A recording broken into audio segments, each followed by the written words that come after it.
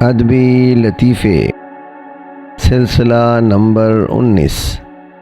لطیفے گفتگو کا حسن ہوتے ہیں۔ فراق صاحب کی ساری زندگی تنہائی میں گزری۔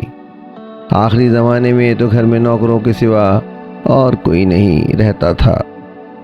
کبھی کبھی تو تنہا اتنے بڑے گھر میں خاموش بیٹھے ہوئے سگریٹ پیا کرتے تھے۔ خاص طور سے شام کو یہ تنہائیاں دردناک حد تک گہری ہو جاتی تھیں۔ ایک ایسی شام کو نوکر بازار گیا ہوا تھا۔ ایک گنڈا موقع غنیمت سمجھ کر دبے پاؤں گھر میں گھس آیا۔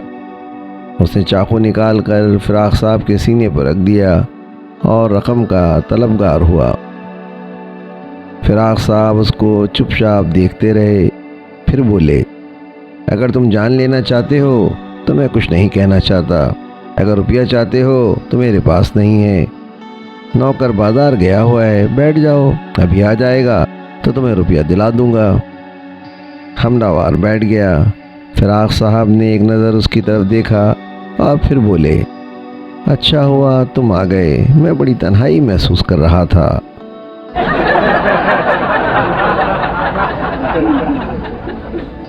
آواز و پیشکش سراج الدین۔